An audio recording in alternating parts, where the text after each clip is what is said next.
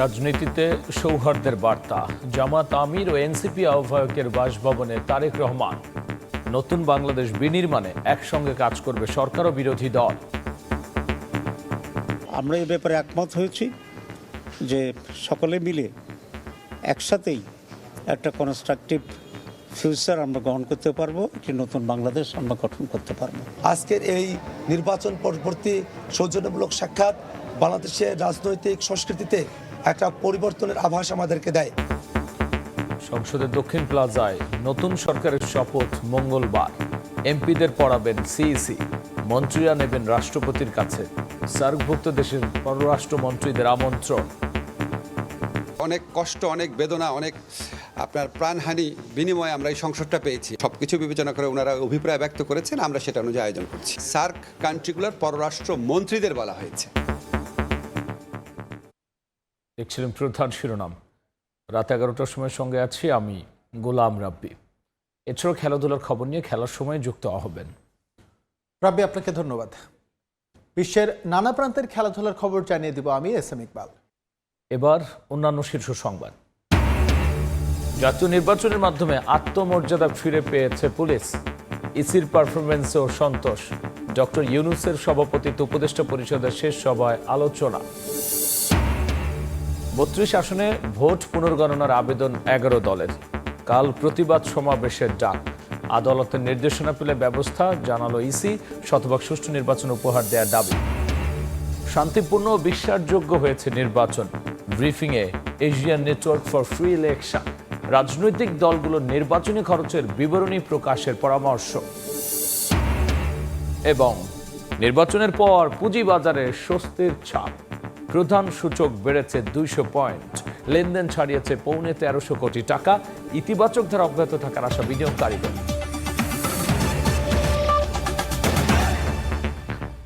রাজনীতিতে সৌহার্দ্য ও সম্প্রীতির অনন্য দৃষ্টান্ত স্থাপন করলেন বিএনপির চেয়ারম্যান তারেক রহমান। নির্বাচনে নিরঙ্কুশ জয়ের পর প্রতিদ্বন্দ্বী জামায়াত ইসলামী ও এনসিপির দলীয় প্রধানের সঙ্গে সৌজন্য সাক্ষাৎ করেছেন তিনি। বিএনপি চেয়ারম্যানের এই উদ্যোগকে রাজনীতির গুণগত পরিবর্তন হিসেবে দেখছে দুটি দলই। বলছে নতুন বাংলাদেশ বিনির্মাণে একসঙ্গে কাজ করবে সরকার ও বিরোধী দল। রাজনীতিতে নতুন দিনের শুরু, তারই নিদর্শন রাখলেন বিএনপি চেয়ারম্যান তারেক রহমান। জাতীয় নির্বাচনে ভূমিধস জয়ের পর প্রধান প্রতিদ্বন্দ্বী জামায়াতে ইসলামী ও এনসিপি প্রধানের সঙ্গে তাদের বাসভবনে গিয়ে সাক্ষাৎ করে দিলেন সৌহার্দ্যের বার্তা। রোববার সন্ধ্যায় গুলশান কার্যালয় থেকে বসুন্ধরা আবাসিক এলাকায় জামায়াত আমিরের বাসভবনে পৌঁছালে তারেক রহমানকে উষ্ণ অভ্যর্থনা জানানো হয়। বিএনপি চেয়ারম্যানকে ফুলেল শুভেচ্ছা জানান জামায়াত আমির। পরে পৌনে 1 ঘন্টার মতো আলোচনা করেন দুজন। তারেক রহমান ও ডাক্তার শফিকুর রহমানের সাক্ষাৎ নিয়ে ব্রিফিংয়ে জামায়াত জানায় নতুন বাংলাদেশ বিনির্মাণে একসঙ্গে কাজ করবে সরকার ও বিরোধী দল। একটা সৌহার্দ্যপূর্ণ পরিবেশের মাধ্যমেই আগামী সময়গুলোকে আমরা রাষ্ট্র পরিচালনায় সরকার এবং বিরোধী দল সমন্বিতভাবেই আমরা দেশের জন্য কল্যাণমূলক কাজ করতে পারব। আমরা এই ব্যাপারে একমত হয়েছি যে সকলে মিলে একসাথেই একটা কনস্ট্রাকটিভ ফিউচার আমরা গ্রহণ করতে পারবো, একটি নতুন বাংলাদেশ আমরা গঠন করতে পারবো। পরে রাজধানীর সার্কিট হাউস রোডে এনসিপি আহ্বায়কের বাসভবনে যান বিএনপি চেয়ারম্যান। তারেক রহমানকে স্বাগত জানিয়ে শুভেচ্ছা স্মারক হিসেবে এনসিপির প্রতীক শাপলা কলির কাঠামো ও জুলাই যোদ্ধার একটি চিঠি উপহার দেন নাহিদ ইসলাম। পরে উষ্ণ পরিবেশে প্রায় 1 ঘন্টা কথা বলেন দুজন। তারেক রহমান ও নাহিদ ইসলামের বৈঠক নিয়ে ব্রিফিংয়ে এনসিপি জানায় বিএনপি চেয়ারম্যানের সৌজন্যতা রাজনৈতিক পরিবর্তনের আভাস। ফ্যাসিবাদ বিরোধী সব শক্তিকে নিয়ে দেশ গঠনের বিষয়ে ফলপ্রসূ আলোচনা হয়েছে। আজকের এই নির্বাচন পরবর্তী সৌজন্যমূলক সাক্ষাৎ বাংলাদেশের রাজনৈতিক সংস্কৃতিতে একটা পরিবর্তনের আভাস আমাদেরকে দেয়। এই সৌজন্যতার মধ্য দিয়েই, সংলাপের মধ্য দিয়েই আমরা বাংলাদেশের যে কোনো সংকটকে আমরা সমাধানের দিকে অগ্রসর করতে পারবো বলে আশাবাদী। সবাইকে নিয়ে দেশ পরিচালনার যে বার্তা দিয়েছিলেন তারেক রহমান, এই 2 বৈঠকের মধ্য দিয়ে তা যেন অনেকটাই বাস্তব হয়ে উঠেছে বলছেন রাজনীতি সংশ্লিষ্টরা। মুরসালিন হক জুনায়েদ, সময় সংবাদ, ঢাকা। বিএনপি চেয়ারম্যান তারেক রহমানের সঙ্গে সৌজন্য সাক্ষাৎ করেছেন দলের নবনির্বাচিত সংসদ সদস্যরা। দুপুরে গুলশানে বিএনপি চেয়ারম্যানের কার্যালয়ে সাক্ষাতে তারেক রহমানকে ফুল দিয়ে শুভেচ্ছা জানান নবনির্বাচিত এমপিরা। এ সময় কুশল বিনিময় করে বিজয়ীদের বিভিন্ন দিক নির্দেশনা দেন বিএনপি চেয়ারম্যান। এদিন বিএনপি ও জোটের বিজিত প্রার্থীরাও সাক্ষাৎ করেন তারেক রহমানের সঙ্গে।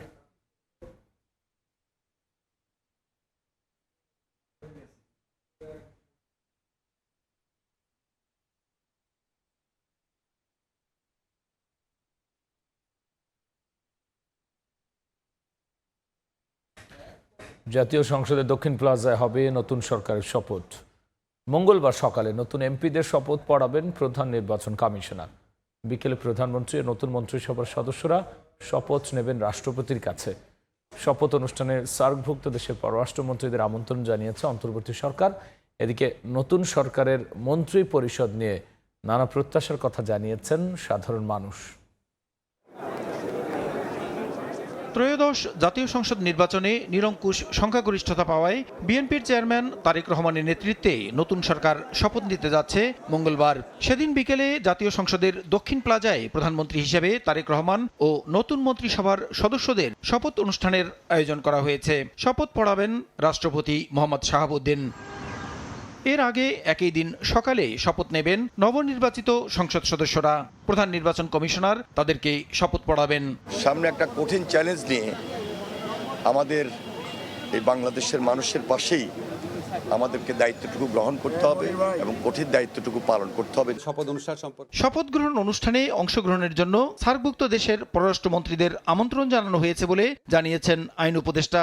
সচিবালয়ে তিনি সাংবাদিকদের জানান, বিএনপির অভিপ্রায়ের কারণেই সংসদ ভবনের দক্ষিণ প্লাজায় হবে শপথ অনুষ্ঠান। যেহেতু আমাদের এই সংসদটা একটু ভিন্ন, অনেক কষ্ট, অনেক বেদনা, অনেক আপনার প্রাণহানি বিনিময়ে আমরা এই সংসদটা পেয়েছি। সবকিছু বিবেচনা করে ওনারা অভিপ্রায় ব্যক্ত করেছেন, আমরা সেটা অনুযায়ী আয়োজন করছি। মঙ্গলবার দিন সকাল 10টার সময় সংসদ সদস্যদের শপথ হচ্ছে, আর বিকাল 4টায় সাউথ প্লাজাতে শপথ অনুষ্ঠান হবে মন্ত্রিসভার। সার্ক কান্ট্রিগুলোর পররাষ্ট্র মন্ত্রীদের বলা হয়েছে। রাজনৈতিক দলগুলো নতুন মন্ত্রীদের আগাম শুভেচ্ছা জানিয়ে পরিবেশ উপদেষ্টা বলেন, নির্বাচিত সরকারকে যে কোনো ধরনের সহযোগিতায় প্রস্তুত তারা। তাদেরকে আমরা অন্তরের অন্তঃস্থল থেকে শুভেচ্ছা জানাই, স্বাগত জানাই। তাদের সাথে আমাদের নিশ্চয়ই একটা ওয়ার্কিং রিলেশনশিপ থাকবে। আমরা যখন সুশীল সমাজে যাব, এনজিওতে ফেরত যাব, যার যার পেশায় ফেরত যাব, সকলেই সকল সময় সকল সরকারের সাথেই আমরা যোগাযোগ রেখে কাজ করি। তারা যদি আমাদেরকে কোনো ব্যাপারে আমাদের পরামর্শ প্রয়োজন মনে করেন, তারা অবশ্যই চাইবেন, আমরা দিব। শপথ অনুষ্ঠানে মন্ত্রী, প্রতিমন্ত্রী বা উপমন্ত্রী হিসেবে ডাক পাওয়া ব্যক্তিদেরকে বহন করতে পরিবহন পুলের পক্ষ থেকে 50টি গাড়ি প্রস্তুত রাখা হয়েছে বলে জানিয়েছে মন্ত্রিপরিষদ বিভাগ। প্রসূন আশিস, সময় সংবাদ, ঢাকা। বিএনপির চেয়ারম্যান তারেক রহমানের নেতৃত্বে নতুন সরকারের শপথ অনুষ্ঠানে অংশ নিতে ঢাকায় আসছেন ভারতের লোকসভার স্পিকার ওম বিড়লা। তার সঙ্গে আসছেন দেশটির পররাষ্ট্র সচিব বিক্রম মিশ্রিও। রোববার ভারতের পররাষ্ট্র মন্ত্রণালয় এক সংবাদ বিজ্ঞপ্তিতে বিষয়টি নিশ্চিত করেছে। এতে বলা হয়, ওম বিড়লা ও বিক্রম মিশ্রি 17 ফেব্রুয়ারি ঢাকায় বাংলাদেশের নবনির্বাচিত সরকারের শপথ অনুষ্ঠানে ভারত সরকারের প্রতিনিধিত্ব করবেন।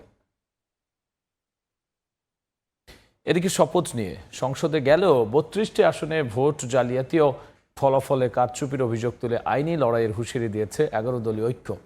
অভিযোগ নিয়ে দুপুরে ইসির সঙ্গে বৈঠক করেন জোট নেতারা। পরে জামায়াতের সহকারী সেক্রেটারি জেনারেল হামিদুর রহমান আজাদ জানান, বিভিন্ন আসনে জালিয়াতি, ভোট প্রদানে বাধা, এজেন্টদের কেন্দ্র থেকে বের করে দেয় এবং ফলাফল শীটে ঘষামাজা হয়েছে।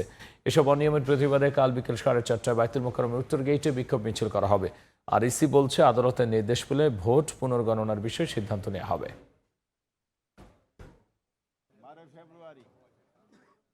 32টি আসন চিহ্নিত করা হয়েছে। স্বল্প ভোটের ব্যবধানে এখানে আমাদেরকে হারিয়ে দেওয়া হয়েছে। কমিশনের কাছে বলেছি এগুলো রিকাউন্টিং করা হোক, আমরাও আইনের প্রক্রিয়ার মধ্যে যাব।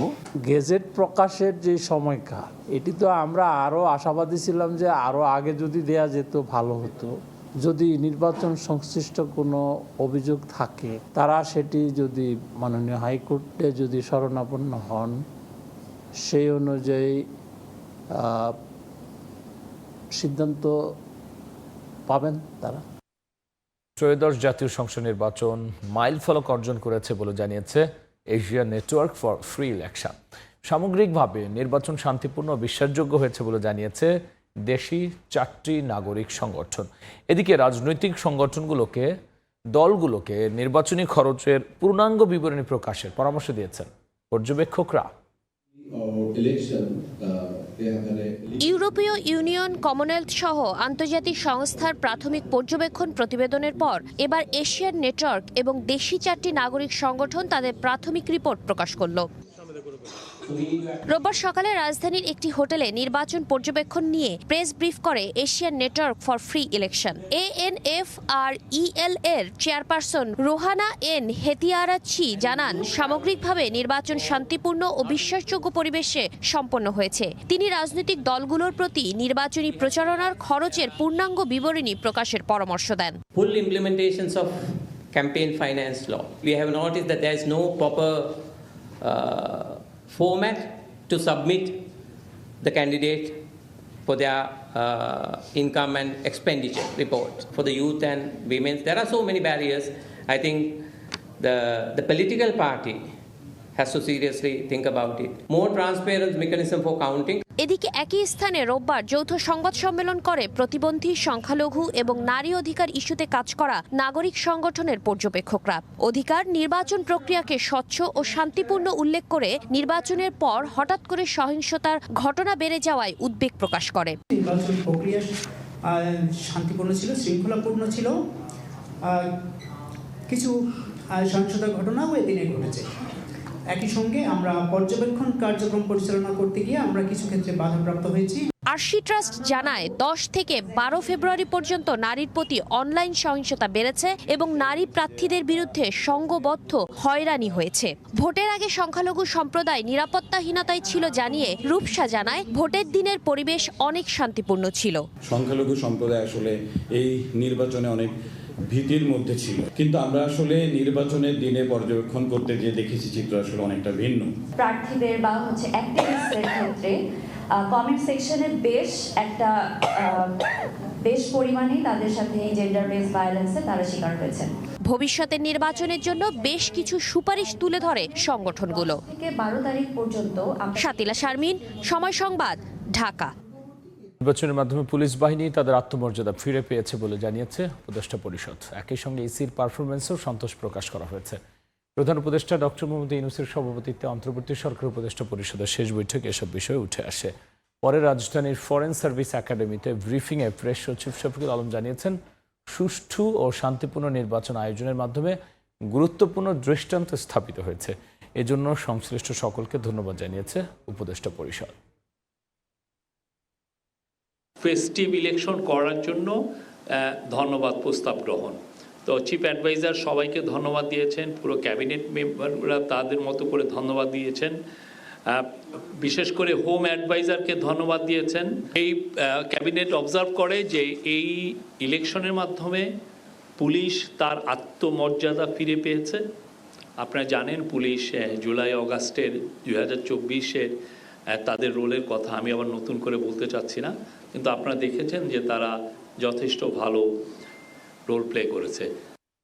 রমজান উপলক্ষে 18 ফেব্রুয়ারি থেকে সরকারি বেসরকারি নিম্ন মাধ্যমিক ও মাধ্যমিক শিক্ষা প্রতিষ্ঠান বন্ধ রাখার নির্দেশ দিয়েছেন হাইকোর্ট। দুপুরে বিচারপতি ফাহমিদা কাদের ও বিচারপতি মোহাম্মদ আসিফ হাসান হাইকোর্ট বেঞ্চ এই আদেশ দেন। আদেশে বলা হয়েছে, রমজান উপলক্ষে 18 ফেব্রুয়ারি থেকে দেশের নিম্ন মাধ্যমিক ও মাধ্যমিক বিদ্যালয় বন্ধ রাখতে হবে। মোবাইল চার্জার বিস্ফোরণে চাঁপাইনবাবগঞ্জে পুড়ে গেছে 4টি বাড়ি। স্থানীয়রা জানায়, বিকেলে ভোলাহাটের পোলাডাঙ্গা গ্রামে জিয়াউর রহমানের বাড়িতে মোবাইল ফোন চার্জ দেওয়ার সময় হঠাৎই চার্জার বিস্ফোরিত হয়। মুহূর্তে আগুন ছড়িয়ে পড়ে আশপাশের বাড়িতে। 1 ঘন্টার চেষ্টায় আগুন নিয়ন্ত্রণে আনে ফায়ার সার্ভিস।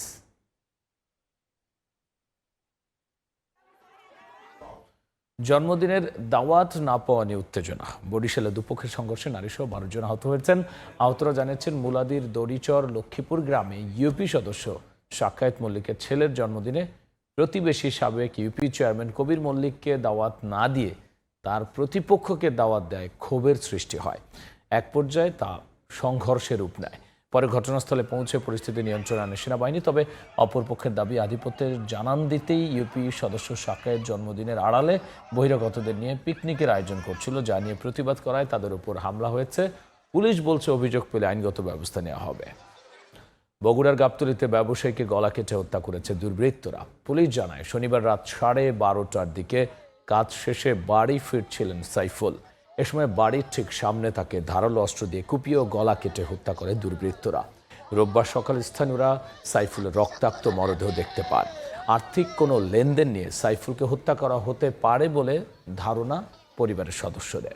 গাজার যুদ্ধবিরতি শুরুর পর থেকে ইসরায়েলি হামলায় এ পর্যন্ত 1000-এরও বেশি ফিলিস্তিনি নিহত হয়েছেন, এমন তথ্য দিয়েছে জাতিসংঘ। পশ্চিম তীরে অবৈধ বসতি স্থাপনকারীদের হামলায় অন্তত 54 ফিলিস্তিনি আহত হয়েছেন। হামলা অব্যাহত থাকা যুদ্ধবিরতির দ্বিতীয় ধাপ বাস্তবায়ন আটকে আছে বলে দাবি বোর্ড অফ পিসের কর্মকর্তাদের। মার্কিন প্রেসিডেন্ট ডোনাল্ড ট্রাম্প প্রতিষ্ঠিত গাজা শান্তি পরিষদের সদস্য নিকোলাই স্লোমেদনোভের দাবি, ইসরায়েলের নিরন্তর হামলা গাজা পুনর্গঠন কমিটি কাজ শুরু করতে পারছে না। এই ছিল আমার কাছে থাকা দেশ বিদেশের খবর। এবার